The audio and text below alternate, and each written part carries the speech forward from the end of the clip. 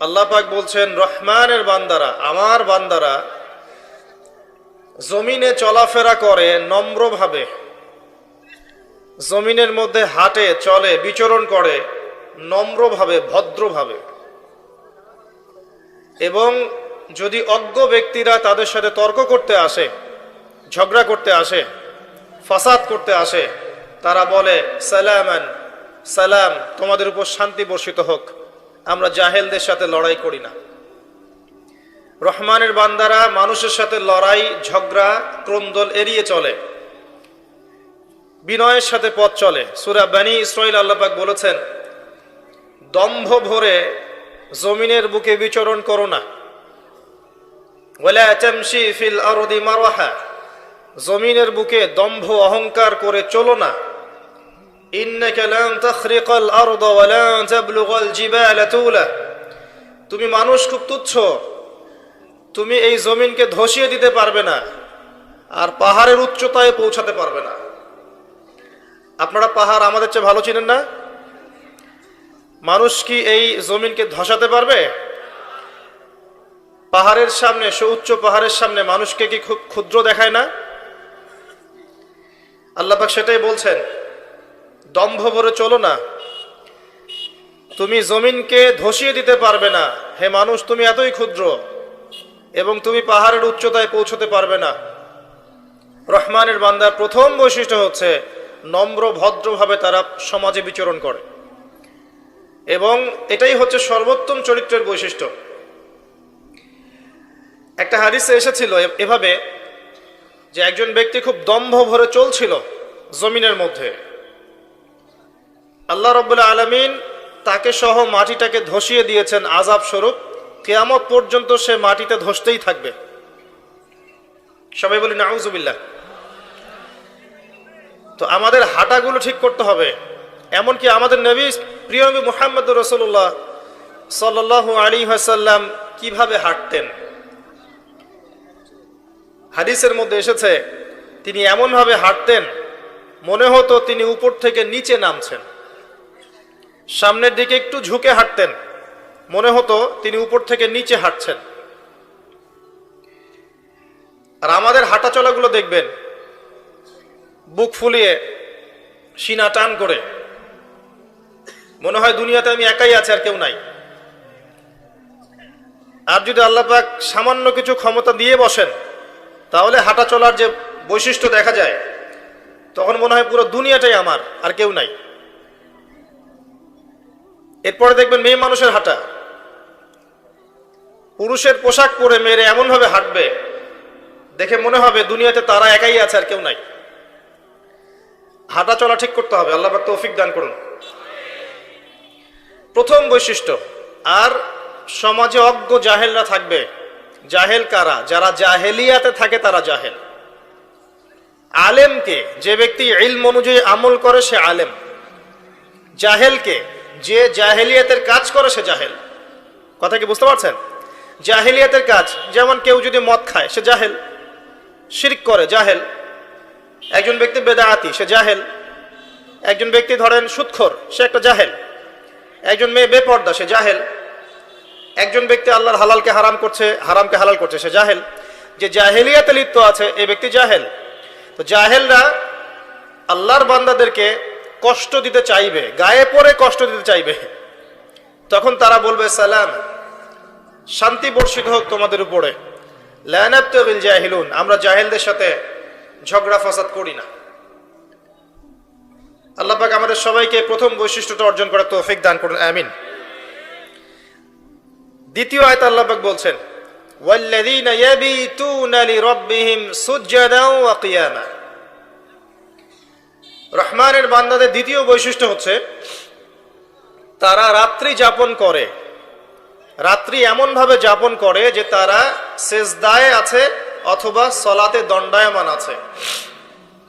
এখানে তাহাজ্জুদের সলাতকে বোঝানো হয়েছে। মূলত রাতের সলাত মাগরিব এবং ইশার সলাত, কিন্তু রাত্রি যাপন বলতে বোঝানো হয় বিছানা থেকে উঠে, ঘুমানোর পর বিছানা থেকে উঠে আবার আল্লাহর সামনে দাঁড়ানো। এটা হচ্ছে শেষ রাতের সলাত বা তাহাজ্জুদের সলাত। আল্লাহ পাক আমাকে সহ আপনাদের সবাইকে আদায় করার তৌফিক দান করুন। একটা হাদিসের মধ্যে এসেছে যে রাসূলুল্লাহ সাল্লাল্লাহু আলাইহি ওয়াসাল্লাম বলেছেন, শেষ রাতের শেষ অংশে আল্লাহ রাব্বুল আলামিন প্রথম আসমানে নেমে আসেন। আল্লাহ কিভাবে নেমে আসেন এটার ব্যাখ্যা করার সামর্থ্য আমাদের নাই, ক্ষমতাও নাই, প্রয়োজনও নাই। এটা আল্লাহর শান, আল্লাহ পাক যেভাবে সেভাবেই নেমে এসে আল্লাহ পাক বলেন শেষ রাতে, কে আছো আমার কাছে কিছু চাইবে, আমি তোমাকে দিব। কে আছো আমাকে ডাকবে, আমি তোমার ডাকে সাড়া দিব। কে আছো আমার কাছে ইস্তেগফার করবে, আমি তোমাকে মাফ করে দিব। ফজর পর্যন্ত আল্লাহ পাক এভাবেই বলতে থাকেন। আর আমরা ওই সময় কি করি ভাই? দুনিয়াবি কাজে ব্যস্ত থাকি, সিরিয়াল দেখতে থাকি, অথবা ঘুমাই, অথবা মৌজ মাস্তি করি, তাই না ভাই? বেশিরভাগ মানুষ এমনই করে। জান্নাতে স্পেশাল কিছু কক্ষ আছে, স্পেশাল কিছু গুরফা থাকে না, কিছু স্পেশাল ঘরবাড়ি। কমন বাড়ি এক জিনিস, স্পেশাল বাড়ি আর এক জিনিস না? স্পেশাল বোঝেন কি আমার কথা? ভাষা বুঝতে পারছেন? আমি অবশ্য আপনাদের ভাষা বুঝি না, আপনারা আপোষে কি বলেন আমি বুঝি না। তো যাই হোক, আমি চেষ্টা করছি যে ভাষা সবাই বোঝে সেই ভাষাই ব্যবহার করার জন্যে। স্পেশাল কিছু গুরফা বা কক্ষ আছে, এগুলো সেই সব মানুষদের জন্যে যারা নম্রভাবে মানুষের সাথে কথা বলে, যারা মানুষকে বেশি বেশি খাওয়ায়। এই যে সামনে রমজান আসছে, বেশি থেকে বেশি ইফতার করাবেন, পারবেন না? যারা খাবারের দোকান দিয়েছেন, বেশি বেশি মানুষকে ফ্রি খাওয়াবেন, দেখবেন ইনশাআল্লাহ আপনার রুজিতে বরকত হবে। যারা নরম করে কথা বলে, বেশি বেশি খাবার খাওয়ায়, বেশি বেশি সালাম দেয় এবং বেশি বেশি রোজা রাখে, আর মানুষ যখন ঘুমিয়ে থাকে তখন তারা সালাত পড়ে, অর্থাৎ তাহাজ্জুদের নামাজ পড়ে, এইসব মানুষদের জন্য জান্নাতের স্পেশাল গুরফা বা কক্ষ আছে। কেমন উন্নত মানের পদার্থ দিয়ে আল্লাহ পাক তৈরি করেছেন! ওই ঘরগুলোর বাহির থেকে ভিতরটা দেখা যায়, আবার ভিতর থেকে বাহির দেখা যায়। বলেন সুবহানাল্লাহ। এই কক্ষগুলো কারা পাবে? এক নাম্বার, যারা নম্রভাবে কথা বলে। আর এই নম্রতা ভদ্রতা মানুষকে জোর করে শেখানো যায় না, যায়? এগুলো মানুষের বংশে থাকে, রক্তে থাকে, চরিত্রে থাকে। অনেক সময় দেখবেন একজন ব্যক্তির কাছে যদি সামান্য পরিমাণ ক্ষমতা চলে আসে, তার বডি ল্যাঙ্গুয়েজ, কথাবার্তা, চলাফেরা পরিবর্তন হয়ে যায়। আবার এমন অনেক মানুষ আছে যাদের হাতে বিশ্বের ক্ষমতা আসলেও তারা নম্রই থেকেছেন। যেমন ওমর ইবনুল খাত্তাব রাদিয়াল্লাহু আনহু, আলী ইবনে আবি তালেব রাদিয়াল্লাহু আনহু, আবু বকর সিদ্দিক রাদিয়াল্লাহু আনহু, উসমান বিন আফফান রাদিয়াল্লাহু আনহু। সারা বিশ্ব শাসন করেছেন, কোনোদিন কি অহংকার করেছেন? নম্রতা ভদ্রতা চরিত্রে থাকে, রক্তে থাকে। কারা পাবে সেই কক্ষগুলো? এক নম্বর, যারা নম্রভাবে কথা বলতে পারে। দুই নম্বর, যারা বেশি বেশি মানুষকে খাবার খাওয়ায়। তিন নম্বর, যারা বেশি বেশি সালামের প্রচার করতে পারে। চার নম্বর, যারা বেশি বেশি সওম রাখে, রোজা রাখে। আর পাঁচ নম্বর, মানুষ যখন ঘুমিয়ে থাকে তখন তারা সালাত পড়ে, অর্থাৎ তাহাজ্জুদের সালাত আদায় করে। এখন মনে করেন আপনি নিয়মিত তাহাজ্জুদ পড়েন, কোনোদিন উঠতে পারলেন না, আপনার ফজিলত হচ্ছে আপনি যে ঘুমিয়ে গেছেন ওই রাতে, ঘুমানোর বদলে আল্লাহ পাক আপনাকে নামাজের নেকি দিয়ে দিবেন ইনশাআল্লাহ। যারা নিয়মিত পড়ে, অন্তত পক্ষে 2টা রাকাত নামাজ পড়ে যদি ঘুমাতে পারেন, তাও রাতের নামাজের হক আদায় হবে ইনশাআল্লাহ। এখন আমরা তো ঘুমাই সবাই 12টার পরে, তাই না? ম্যাক্সিমাম 12টা, 1টা, 2টা। আর মাহফিলের সিজনে তো রাত্রে ঘুম হয় না, স্বাভাবিক। তো রাতের বেলা 2 রাকাত নামাজও যদি পড়েন, রাতের নামাজের হকটা আদায় হয়ে গেল। এবং এই সময় আপনি আল্লাহর কাছে যা চাইবেন ইনশাআল্লাহ আপনি তাই পাবেন। আল্লাহ পাক আহ্বান করতে থাকেন, কে আছো আমার কাছে চাইবে আমি দিব? কে আছো আমাকে ডাকবে আমি ডাকে সাড়া দিব? কে আছো আমার কাছে ইস্তেগফার করবে আমি তোমাকে মাফ করে দিব? আমরা দোয়া কবুলের জন্য অনেক সময় হুজুরদের কাছে ধন্না দেই, অথচ প্রত্যেক রাতেই আল্লাহ পাক আহ্বান করেন, আমাকে ডাকো আমি সাড়া দিব, চাও আমার কাছে আমি দিব, আমার কাছে দোয়া করো আমি দিব। যদি এটাও করতে না পারেন, অন্তত পক্ষে ঘুমানোর আগে সূরাতুল বাকারা এর শেষের 3টা আয়াত পড়ে ঘুমাবেন। কটা আয়াত? লিল্লাহি মা ফিস সামাওয়াতি ওয়া মা ফিল আরদ, এখান থেকে নিয়ে ফানসুরনা আলাল কওমিল কাফিরিন পর্যন্ত শেষের 3টা আয়াত পড়ে যদি ঘুমাতে পারেন, সারা রাত নফল নামাজের নেকি পাবেন ইনশাআল্লাহ।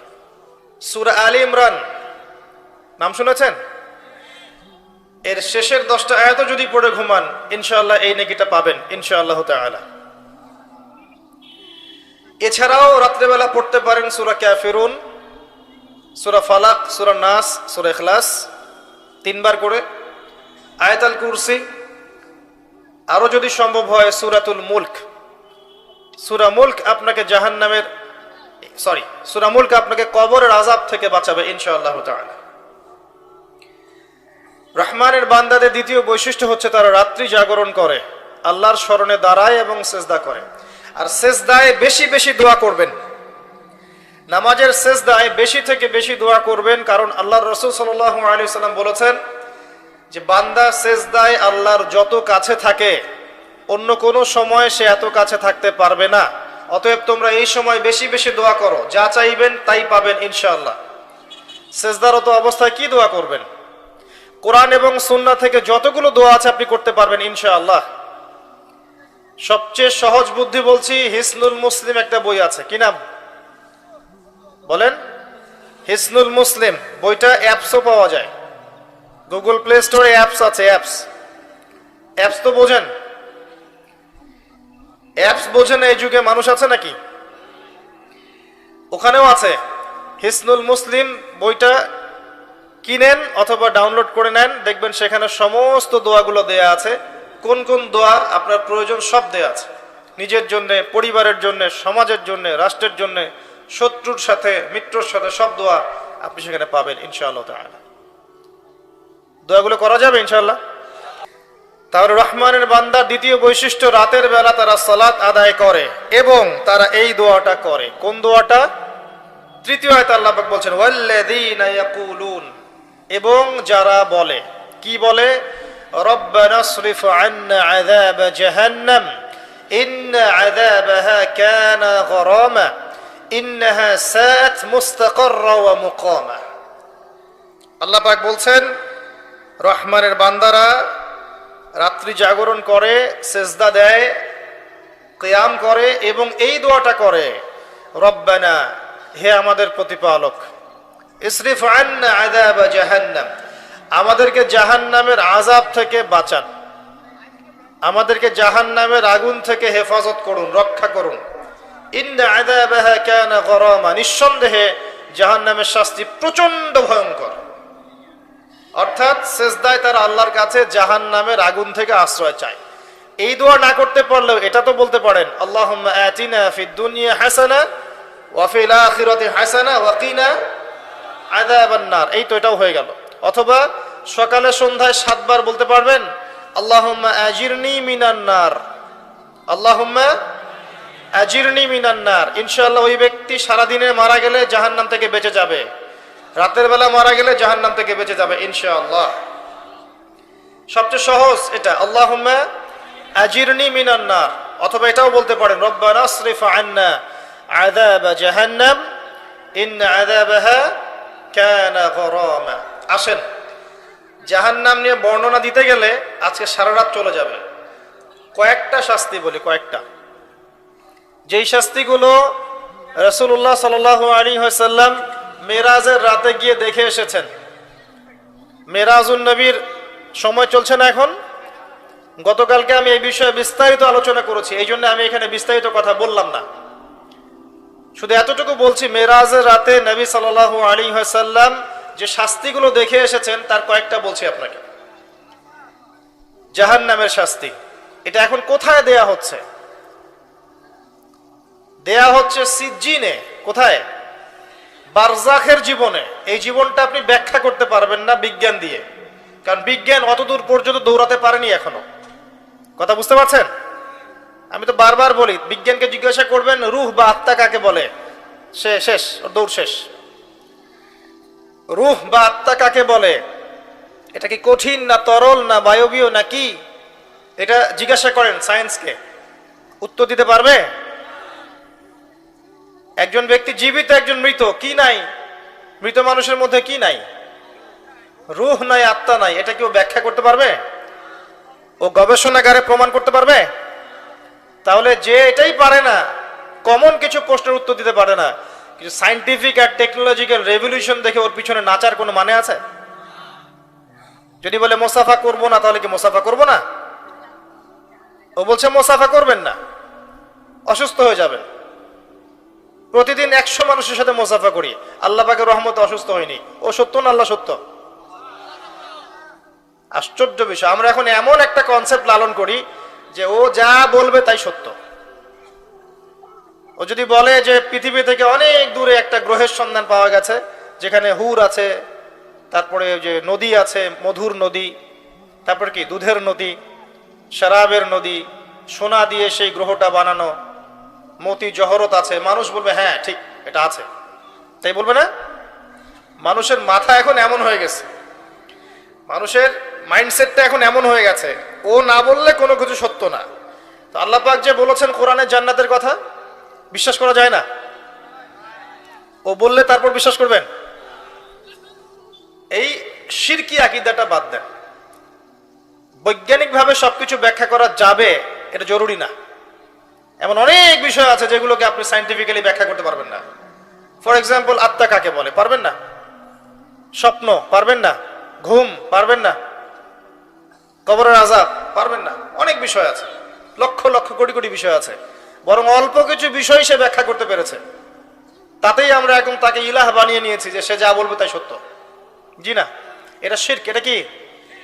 এটা মুসলিমদের মধ্যে শিরকি আকীদা ঢুকে গেছে একটা।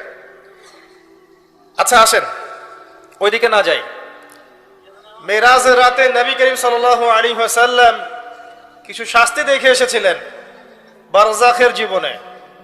তিনি আসছেন, দেখছেন একজন ফেরেশতা যার মুখে হাসি নাই। কি নাই? তার নাম জিজ্ঞেস করা হলো, বলা হলো তার নাম হচ্ছে মালেক। কি নাম? মালেক। সূরা যুখরুফের মধ্যে তার কথা আছে। জিবরাইল আলাইহিস সালামকে বলা হচ্ছে যে তার মুখে হাসি নাই কেন? তিনি বলছেন আল্লাহ পাক মালেক নামক এই ফেরেশতাকে আমরা দোয়া করি আমরা যেন তার সাক্ষাৎ না পাই, জাহান্নামের প্রহরী হিসেবে সৃষ্টি করেছেন। যেদিন থেকে আল্লাহ পাক তাকে এই দায়িত্ব দিয়েছেন তার মুখের হাসি চলে গেছে। কথা বুঝতে পারছেন? নবী সাল্লাল্লাহু আলাইহি ওয়াসাল্লাম জাহান্নাম দেখলেন, তাকে দেখানো হলো। তিনি দেখলেন সেখানে বেশিরভাগ অধিবাসী হচ্ছে নারী জাতি। কারা? নারী জাতি আমাদের ঘরে নাই? শেষ জামানায় মেয়েদের সংখ্যা বাড়বে, ছেলেদের সংখ্যা কমবে। মেয়েরা ছেলেদের পোশাক পরবে, ছেলেরা মেয়েদের পোশাক পরবে। শেষ জামানায় এমন কিছু মেয়ে বের হবে, নিসাউন কাসিয়াতুন আরিয়া, যে মেয়েরা কাপড় পরবে ঠিকই কিন্তু কাপড় পরেও নগ্ন থাকবে। আমি কি বুঝাতে পারছি? কাপড় পরবে ঠিকই কিন্তু কাপড় পরে নগ্ন থাকবে। নবী সাল্লাল্লাহু আলাইহি ওয়াসাল্লাম বলেছেন এরা জান্নাতে যাবেও না, এর গন্ধও পাবে না। অনেক বেশি বেশি কিছু মেয়ে লাআনত করবে, অভিশাপ দিবে এবং স্বামীর সাথে কুফরি করবে। সারা জীবন যদি স্বামী তাদের ভালো মন্দ দেখে যায়, আদর করে, মহব্বত করে, সব ভরণ পোষণ দেয়, কোনো একদিন দেখবেন ঝগড়া লেগে গেছে, সে বলবে আমি তোমার কাছে সারা জীবনেও কিছু পেলাম না। এই কারণে এভাবেই এসেছে হাদিসে।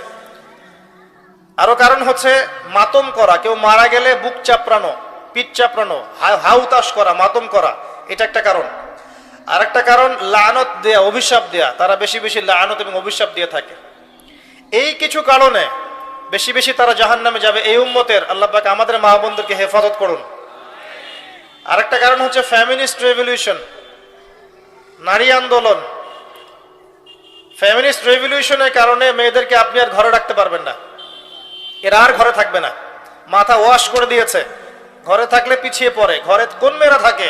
যে মেয়েরা পিছিয়ে পড়েছে ওরা ঘরে থাকে, যারা এগিয়ে গেছে ওরা নগ্ন হয়ে বাইরে বের হয়ে যাবে, বিভিন্ন সেক্টরে থাকবে, কিন্তু পর্দা মেনটেন করবে না। এখন ইদানিং দেখা যায় পর্দা এখানে একটু কাপড় ঢেকে দিয়ে গান বাজনাও করছে মেয়েরা, এটাকে জায়েজ করার বুদ্ধি পায় তারা চালাচ্ছে, এবং মিডিয়া এমন ভাবে তুলে ধরছে যে হিজাব পরেও গান গেয়ে সারা বিশ্ব মাতালেন যিনি। সুবহানাল্লাহ। এই যে কিয়ামতের আলামত, আর কি আলামত চাচ্ছেন? মানে কিয়ামত যে কাছে, আর কোন আলামতের জন্য অপেক্ষা করছেন? বোরখা পরে কেউ যদি র‍্যাপ সং করে, র‍্যাপ সং বোঝেন, করে সারা দুনিয়া মাথা, এটা জায়েজ হয়ে যাবে? এটা মিডিয়া প্রমোট করে দেখাচ্ছে মানুষকে, দেখো বোরখা পরে র‍্যাপ সং করছে। সব করা যায় বোরখা পরে। ফেমিনিস্ট রেভলিউশন সেই দর্শন যার ফলশ্রুতিতে আপনি মেয়েদেরকে আর ঘরে রাখতে পারবেন না, এবং তারা তাদের পর্দা রক্ষা করবে না। ফ্রি মিক্সিং সেই আযাব যার কারণে মেয়েরা এখন সতীত্ব রক্ষা করতে পারবে না, এবং পর্নোগ্রাফির সেই মাধ্যম যার মধ্য দিয়ে দিন দিন ধর্ষণ বাড়ছে। এই বিষয়গুলো বোঝার চেষ্টা করেন। যত দিন যাবে অবস্থা আরো খারাপ হতে থাকবে, এবং এগুলো আপনি আইন দিয়ে প্রশাসন দিয়ে ঠেকাতে পারবেন না ভিতরের নৈতিকতা পরিবর্তন না করতে পারলে। পর্ন সাইটগুলো বন্ধ করতে হবে আগে, হিজাব মুসলিম মেয়েদের বাধ্যতামূলক করে দিতে হবে, ফ্রি মিক্সিংটা বন্ধ করতে হবে, সমাজে জেনা থাকবে না ইনশাল্লাহ, ধর্ষণ হবে না ইনশাল্লাহ, ব্যভিচার হবে না ইনশাল্লাহ, পরকীয়া হবে না ইনশাল্লাহ। এরপরে বাইরের সব মিডিয়া বন্ধ করতে হবে যেগুলো পরকীয়া শিখায়। এরপরেও যদি কেউ মুসলিম ধর্ষণ করে ফেলে তাহলে ওর জন্য আইনের সুশাসন নিশ্চিত করতে হবে, তখন দেখবেন কমে গেছে সবকিছু ইনশাল্লাহ। এত সহজে হবে না, হবে? এদিকে আমি পর্ন চালু রাখবো, এদিকে ফ্রি মিক্সিংও চালু রাখবো, মিডিয়া দিয়ে মানুষকে উস্কেও দিব, যৌন সুশ্রীও দিব, এদিকে বিচারও হবে না। কিভাবে ধর্ষণ ঠেকাবেন? দিন দিন ধর্ষণ বাড়বে, জেনা ব্যভিচার বাড়বে, পর্নোগ্রাফি বাড়বে, দেখবেন কয়দিন পর সমকামিতাও বাড়বে, মেয়েদের প্রতি আগ্রহ কমে যাবে, ছেলেদের প্রতি আগ্রহ জন্মাবে। এরও পরে দেখবেন, যেটা শুরু হয়েছে অলরেডি, আরো বাড়বে, আল্লাহু আলাম, বাচ্চাদেরকে দেখবেন ধর্ষণ করা হবে, মেয়ে বাচ্চাদেরকে। একটা পর্যায়ে, এর পরে আরো একটা পর্যায়ে আসবে যে মানুষ গবাদি পশুর সাথে যৌন মিলন করবে। দেখে নিয়েন, এগুলো এসেছে হাদিসের পাতায় পাতায়। এগুলোর কারণ আমরা নিজেরাই। যেটা বলছিলাম, তিনি দেখে এসেছেন শাস্তি, জাহান্নামে বেশি বেশি মানুষ যাচ্ছে যারা অহংকারী এবং উদ্ধত। যার মনের মধ্যে অহংকার আছে সে ব্যক্তি জান্নাতে যাবে না। যার মনের মধ্যে অহংকার আছে সে কখনো জান্নাতে যাবে না। ইসলামিক ব্যক্তিত্ব হয়েও যদি দেখেন আপনার অনেক বড় ডিগ্রি, সার্টিফিকেট, মাওলানা, শায়েখ, অমুক তমুক, কিন্তু মনের মধ্যে অহংকার আছে, সেই ব্যক্তিও জান্নাতে যাবে না। এজন্যই আমরা বলি, রিকোয়েস্ট করি যে ইসলামিক ব্যক্তিত্বদেরকে নিয়ে এত বেশি শোডাউন করতে যাবেন না। শোডাউন করতে গেলে তাদের মনের মধ্যে রিয়া আসতে পারে, অহংকার আসতে পারে, মনে হতে পারে আমি অনেক কিছু হয়ে গেছি, কিন্তু আদতে সে কিছুই হয়ে যায়নি। এগুলো মানুষের মধ্যে অহংকার নিয়ে আসে, রিয়া নিয়ে আসে। এটা কত সূক্ষ্ম জানেন? অন্ধকার রাত, তার মধ্যে কালো পাথর, এই কালো পাথরে কালো পিঁপড়া হেঁটে যাচ্ছে, আপনি কি তাকে দেখতে পারবেন? এই হচ্ছে রিয়া এবং অহংকারের এক্সাম্পল দিয়েছেন নবী সাল্লাল্লাহু আলাইহি ওয়াসাল্লাম। এগুলো বন্ধ করে দেন। আপনাদেরকে আল্লাহ বোঝার তৌফিক দান করুন। আমরা সবাই আল্লাহর বান্দা, সবাইকে আল্লাহর কাছে ফিরে যেতে হবে। কেউ বলতে পারবো না যে আমি জান্নাতে যাচ্ছি, ও জাহান্নামে যাবে, পারবে? যাদেরকে নিয়ে বাড়াবাড়ি করছেন অনেক সময় দেখা যাবে তারই পরকালে ঠিক নাই। যাকে দেখে আপনি মনে করছেন ইসলাম তার মধ্যে ভর্তি, অথচ বাস্তবতা হচ্ছে ভিতরে ইসলামের কিছুই নাই। এমন অনেক মানুষ আছে। হ্যাঁ, আবার এমন অনেক আল্লাহর ওলি আছে এই জমিনের মধ্যে যাদেরকে দেখলে আপনার কাছে সেলিব্রিটি মনে হবে না। হ্যাঁ, যারা ওই যে রাত্রেবেলা তাহাজ্জুদ পড়ছে, মানুষকে দিন শেখাচ্ছে, পায়ে ধুলো মলিন, মানুষ আল্লাহর পথে দাওয়াতি কাজ করছে। অনেক মানুষ আছে এমন, যাদেরকে আপনি দেখেননি, ফেসবুকে আসেনি, ইউটিউবে আসেনি, আছে না? তারা আছে বলেই ইসলাম টিকে আছে এখনো। অতএব লৌকিকতা বাদ দেন। বেশি বেশি জাহান্নামে যাবে অহংকারীরা, উদ্ধত মানুষেরা।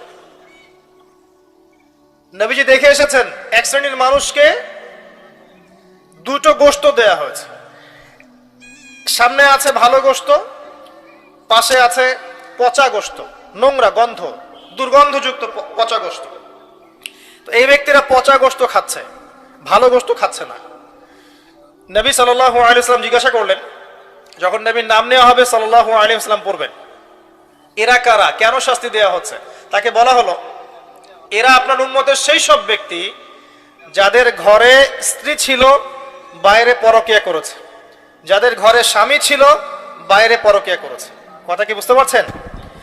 পবিত্র দেহ ছিল ঘরে, সেটা পছন্দ হয়নি, নোংরা দেহ খেয়েছে, এজন্য জাহান্নামে নোংরা গোশত খাওয়ানো হচ্ছে, পবিত্র গোশত খেতে পারছে না। সবাই পড়েন নাউজুবিল্লাহ। যদি আপনার সামর্থ্য থাকে, আপনি একাধিক বিয়ে করেন না, কি সমস্যা?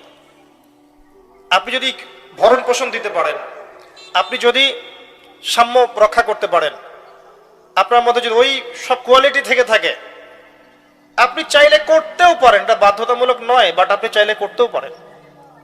এতে করে আপনার পরকীয়ার প্রতি যে ব্যাপারটা, এটা থাকবে না ইনশাআল্লাহ। শুধু তাই নয়, আপনি এতিমের দায়িত্ব নেন, বিধবার দায়িত্ব নেন, ডিভোর্স মেয়েদেরকে দায়িত্ব নেন, এমন কিছু করেন যাতে আপনি বিয়েটা আল্লাহর জন্য হয় এবং এই বিয়ের জন্য আপনি আল্লাহর কাছে নেকি পাবেন। বড় মনের পরিচয় দেন। যদি আপনার পরকীয়াতেই এত আগ্রহ থাকে, আল্লাহর ওয়াস্তে বিয়ে করে ফেলেন, কি সমস্যা? হালাল নেন, হালালে থাকেন। যেটা হালাল সেটা হালালই। সারা দুনিয়ার মানুষ যদি হালালকে ছিছি করে, হালাল কখনো ছিছি হয়ে যাবে না। যেটা হারাম সেটা হারামই। সারা দুনিয়ার মানুষ যদি বলে হারাম অনেক ভালো, হারাম অনেক ভালো, হারাম কোনোদিন ভালো হয়ে যাবে না। জেনা জেনাই, পরকীয়া পরকীয়াই। এটা আপনি বিয়ে করেছেন, এটা পবিত্র, এটা পবিত্রই। পবিত্রের মধ্যে থাকেন, আল্লাহ পাক বারাকা দিবেন ইনশাআল্লাহ। তো এটা শাস্তি তিনি দেখে এসেছেন, আরো দেখে এসেছেন। যুবকরা ভালো করে শোনেন, যুবতীরাও শোনেন। একটা চুলা দেখে এসেছেন নবী সাল্লাল্লাহু আলাইহি ওয়াসাল্লাম। চুলার নিচের দিকটা হচ্ছে প্রশস্ত আর মাথাটা চিকন, এমন শেপটা অনেকটা, আল্লাহ ভালো জানেন, আমি বুঝাচ্ছি, বোঝানোর জন্য বলছি, হয়তো বা এমন। মাথাটা গোল, এটা এভাবে রাউন্ড করা, চুলা দেখে এসেছেন। ভিতরে কিছু মানুষ আছে, নিচে আগুন জ্বলছে, যখন নিচ থেকে আগুনের ফুলকি উঠছে দাউ দাউ করে, তখন মানুষগুলো নিচ থেকে উপরে উঠছে। আর যখন আগুনের তেজ কমে যাচ্ছে, মানুষগুলো নিচে নেমে যাচ্ছে। এভাবে শাস্তি চলছে চলছে।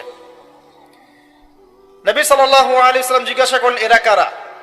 তাকে বলা হচ্ছে, এরা হচ্ছে আপনার উম্মতের সেই সব ব্যক্তি যারা জিনা করেছে।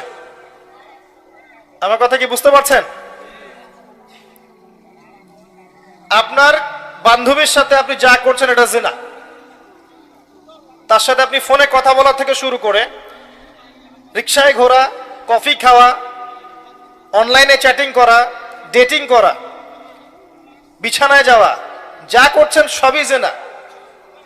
শুধু ফিজিক্যাল সম্পর্কটাই জেনা নয়, তার আগে যতগুলো ধাপ পার করে আসছেন সেগুলো জেনা। আল্লাহ পাক বোঝার তৌফিক দান করুন। এবং মেয়েরাও যা করছে ছেলেদের সাথে, বয়ফ্রেন্ডের সাথে, সবই জেনা। চুলাটার কথা মনে রাখবেন। এবং আমরা মাঝে মাঝে এরকম জেনার দিবসও করছি, যখন মানুষ ইউনিভার্সাল জিনা করছে। যে পাপের কারণে 1 বছর বহিষ্কার করতে হয় মুসলিম সমাজ থেকে, 100 বেত্রাঘাত করতে হয়, সেটাকে আমরা নাম দিয়ে দিচ্ছি কাছে আসার গল্প। আল্লাহ পাক যেখানে বলছেন লা তাকরাবু জিনা, জিনার কাছেও যেও না। এই যে পানি খেও না, না এই পানিটা ধরতেও যেও না। কথা কি বুঝাতে পারছি আমি? এই পানিটা খেও না এমনটা বলা হয় নাই, এটা ধরতেও যেও না। আর আমরা ধরছি, বলছি এটাই কাছে আসার গল্প। একটা নাস্তিক, একটা মোরতাদ, এক ইসলামের দুশমন যদি কোরআনকে ছুঁড়ে ফেলে দেয়, এটা যত বড় অবমাননা, একজন মুসলিম হিসেবে আমি যে আয়াতগুলোকে মানছি না তার চেয়ে বড় অবমাননা। কথা কি বোঝা যায়? আসেন, এই শাস্তি দেখে আসলেন, তিনি আরো সামনে গিয়ে চললেন। তাকে দেখানো হচ্ছে এক শ্রেণীর মানুষ, জিহ্বাটা টানা হচ্ছে, আগুনের কেচি দিয়ে কেটে দেয়া হচ্ছে, আবার টানা হচ্ছে, কেচি দিয়ে কেটে দেয়া হচ্ছে। নবী জিজ্ঞাসা করলেন সাল্লাল্লাহু আলাইহি ওয়াসাল্লাম, কারা এরা? নবীজিকে বলা হচ্ছে আপনার উম্মতের সেই সব বক্তা, সেই সব ব্যক্তি যারা ছিল ওয়াইজ এবং বক্তা, নাউযু বিল্লাহি মিন যালিক, যারা কথা অনুযায়ী কাজ করতো না, মানুষকে বলতো নিজেরা করতো না। আল্লাহর কসম, এই কথাটা এখন বলতে আমার ভয় লাগছে। মানে এই চেয়ারগুলোতে যারা বসবে তাদের অবস্থা আরো বেশি খারাপ। কি বলবো আপনাকে আর আমি কি বুঝাবো? আমরা নিজেরাই বিপদের মধ্যে আছি। আমি যতটুকু জানি আমি মনে হয় তার 30-40% আপনাদেরকে বলতে পারি না, আর আমি যতটুকু বলি মনে হয় যে তার 50% করতে পারি না। সব মিলিয়ে ভয় লাগে কি বলবো, এই জন্য অতটুকুই বলতে চেষ্টা করি যেটা আমি করি। তার মধ্যে অনেক গ্যাপস থেকে যায়, আল্লাহ পাকের কাছে দোয়া করি আল্লাহ যেন মাফ করে দেন। খুব ডিফিকাল্ট। এটা হচ্ছে তাদের কথা যারা কোরআন সুন্নাহর জ্ঞান নিয়ে কথা বলছে, আর যাদের এইসব জ্ঞানই নাই, জাহেল মূর্খ, এরা যখন জনগণকে নিয়ে কথা বলে তখন তাদের কি অবস্থা হতে পারে চিন্তা করেন। তিনি আরো সামনে এগিয়ে গেলেন, দেখলেন এক শ্রেণীর মানুষ শুয়ে আছে, মাথার সামনে কিছু ফেরেশতা, পাথর আছে হাতে, পাথর, মাথা ফাটিয়ে দেওয়া হচ্ছে, মাথা চূর্ণ বিচূর্ণ হয়ে যাচ্ছে, পাথরটা ছিটকে দূরে চলে যাচ্ছে, আবার পাথর নিয়ে আসা হচ্ছে, এই সময় মাথা আবার জোড়া লেগে যাচ্ছে, আবার মাথা ফাটিয়ে দেওয়া হচ্ছে। এরা কারা? নবী সাল্লাল্লাহু আলাইহি ওয়াসাল্লামকে বলা হলো এরা আপনার উম্মতের সেই সব ব্যক্তি যারা আজান শুনতো, নামাজ না পড়ে ঘুমিয়ে থাকতো। আছে আমাদের মধ্যে এমন ব্যক্তি? এই শাস্তিগুলো কিন্তু এমনি এমনি নয়, এগুলো কোনো গল্প নয়, আমি কোনো কেচ্চা কাহিনী বলছি না আপনাদেরকে। এগুলো মেরাজের রাতে নবী সাল্লাল্লাহু আলাইহি ওয়াসাল্লাম দেখে এসেছেন, আল্লাহ তাকে দেখিয়েছেন। আরো সামনে গেলেন, দেখলেন এক শ্রেণীর মানুষ, ভালো করে শোনেন, পেটটা অট্টালিকার মতো, একটা বাড়ির মতো উঁচু, ভিতরে সাপ কিলবিল করছে, সাপ, এবং আরেকটা জায়গায় এসেছে রক্তের নদীতে ফেলে এদের মাথা ফাটানো হচ্ছে। আরেকটা জায়গায় এসেছে পাথর খাচ্ছে। তিনটা কথা এসেছে। জিজ্ঞেস করা হলো যে এরা কারা? নবী সাল্লাল্লাহু আলাইহি ওয়াসাল্লামকে বলা হচ্ছে এরা আপনার উম্মতের সেই সব ব্যক্তি, listen to me very carefully, এরা আপনার উম্মতের সেই সব ব্যক্তি যারা ছিল সুদখোর। আর আমার চেয়ে আপনারা ভালো জানেন সুদ কাকে বলে। 100 টাকা দিয়েছি, 110 টাকা দিতে হবে, এর নাম সুদ। আর 100 টাকা দিয়ে ব্যবসা করেন, লাভ হলে লাভ, লস হলে লস, এর নাম ব্যবসা। আল্লাহ পাক দ্বিতীয়টা হালাল করেছেন, প্রথমটা হারাম করেছেন। আর আমাদের মধ্যে এখন এমন মানুষ খুব কম আছে, 0.5% হয়তো বা নাই, যারা সুদ খায় না। আর 4 শ্রেণীর মানুষকে নবী সাল্লাল্লাহু আলাইহি ওয়াসাল্লাম অভিশাপ দিয়েছেন। নবী নিজে অভিশাপ দিয়েছেন, যে খায় সুদ, যে দেয়, যে সাক্ষী থাকে, যে লিখে রাখে। এটা শোনার পরেও যদি আপনার এতই খেতে মন চায়, গো অ্যাহেড, আপনি খান। আপনার জন্য মুহাম্মদ সাল্লাল্লাহু আলাইহি ওয়াসাল্লাম কিয়ামতের মাঠে অপেক্ষা করবেন ইনশাআল্লাহ। খান আপনি, বলেই তো যাচ্ছি দিনের পর দিন, খান, খেতে থাকেন। সুদি চাকরির জন্য জীবনটা উজাড় করে দেন, পরে দেখবেন এমন একটা অবস্থা হবে যে মৃত্যুর পরে সন্তানরা সম্পত্তি নিয়ে ভাগাভাগিতে বসে যাবে দাফন করার আগে। কিছু শাস্তি দুনিয়াতেই পেতে হয়। নবী সাল্লাল্লাহু আলাইহি ওয়াসাল্লাম বলেছেন এই পাপের 73টা শাখা আছে, যার সবচেয়ে নিম্ন শাখা হচ্ছে নিজের মাকে ধর্ষণ করা, নাউযুবিল্লাহ। নিজের মাকে বিয়ে করা, নিজের মায়ের সাথে জিনা করা, এটা রিবার সবচেয়ে নিম্ন স্তরের পাপ। আর সবচেয়ে উঁচু স্তরের পাপটা কি? সূরা বাকারা খোলেন, 279 থেকে আয়াতগুলো পড়তে থাকেন। আল্লাহ বলেছেন ইয়া আইয়ুহাল্লাযীনা আমানু, হে মুমিনগণ, ইত্তাকুল্লাহ, আল্লাহকে ভয় করো, ওয়া যারু মা বাকিয়া মিনার রিবা, সুদের অবশিষ্ট অংশ ছেড়ে দাও, ইন কুনতুম মুমিনিন, যদি প্রকৃত অর্থেই মুমিন হয়ে থাকো। ওয়া ইল্লাম তাফআলু, তোমরা যদি এই কাজটা না করো, না হলে জাহাজটা ডুবে যেত, শিরক হবে। অগণিত অসংখ্য ক্ষেত্র আছে যেখানে শিরক হতে পারে, কথায়, কাজে এবং চিন্তায়। আপনাকে জানতে হলে পড়তে হবে কিতাবুত তাওহীদ। কোন বই? কিনেন, পড়েন, এটা বললে অনেক সময় যাবে। কিতাবুত তাওহীদ। এমনকি কেউ যদি বলে যুগটা ভালো না, সময়টা ভালো না, এই বাতাসটা ভালো না, তাও শিরক হবে। কেউ যদি নিজের নাম রাখে শাহিন শাহ, শিরক হবে। রাজাধিরাজ, শাহিন শাহ মানে কি? রাজাধিরাজ, শিরক হবে। আল্লাহ পাকের যতগুলো হালাল আছে এগুলোকে কেউ যদি হারাম করে দেয়, আল্লাহ পাকের যত হারাম আছে এগুলোকে যদি হালাল করে নেয়, তবু শিরক হবে। অনেক ক্ষেত্র আছে, কিতাবুত তাওহীদ পড়েন, আল্লাহ পাক আপনাদেরকে শিরক থেকে বাঁচিয়ে রাখুন, আমিন।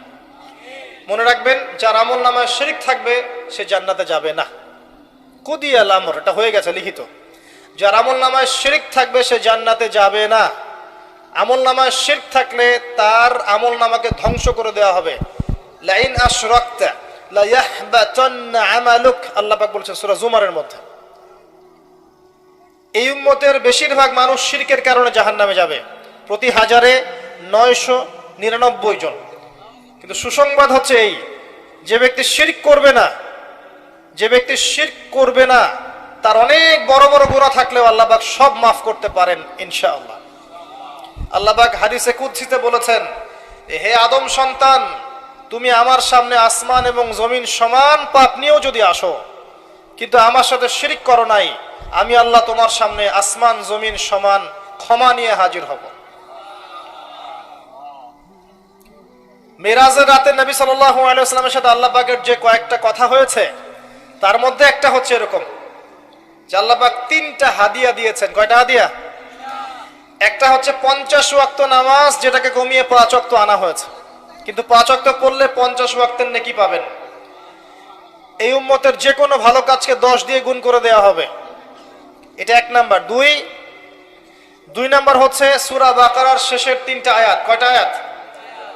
শেষের 3 আয়াত। এবং 3, আল্লাহ পাক বলেছেন, হে নবী, আপনার উম্মতের কেউ যদি শিরক না করে, ইনশাআল্লাহ আমি তার সমস্ত গুনাহ মাফ করতে পারি। আল্লাহ পাক আমাদের সবাইকে শিরক থেকে বাঁচিয়ে রাখুন, আমিন। ওয়ালা ইয়াকতুলুনা আন-নাফস আল্লাতী হারামাল্লাহু ইল্লা বিল হক। রহমানের বান্দাদের অন্যতম বৈশিষ্ট্য হচ্ছে তারা মানুষকে অন্যায়ভাবে হত্যা করে না। ইল্লা বিল হক, যখন হত্যার হক থাকবে তখন আলাদা বিষয়। ইসলামে যেমন কেউ যদি মুরতাদ হয়ে যায় তখন তার মৃত্যুদণ্ড দেয়া জায়েজ। কেউ যদি কাউকে হত্যা করে তখন তার কিসাস করা জায়েজ। কেউ যদি বিবাহিত ব্যক্তি হয়ে ব্যভিচার করে তখন তাকে হত্যা করা, রজম করা জায়েজ। এরকম ইল্লা বিল হক, যেখানে হক আছে এগুলো বাদ দিয়ে অন্যায়ভাবে তারা মানুষকে হত্যা করবে না। আর একটা বিষয় এখন বলে দেই, যে এই পৃথিবীতে সবচেয়ে বেশি যে কাজটা এখন হয় সেটা হলো মানুষকে অন্যায়ভাবে হত্যা করা। এবং কিয়ামতের আলামতগুলোর মধ্যে অন্যতম হচ্ছে যে কিয়ামতের আগে আগে মানুষদেরকে অন্যায়ভাবে বেশি বেশি হত্যা করা হবে। হত্যা বেড়ে যাবে, হারাজ বেড়ে যাবে। নবীকে জিজ্ঞাসা করা হলো, হারাজ কি ইয়া রাসূলুল্লাহ? তিনি বলছেন, হারাজ হচ্ছে হত্যাকাণ্ড। শুধু একজন ব্যক্তি আরেকজনকে হত্যা করছে এমন নয়, গণহত্যা।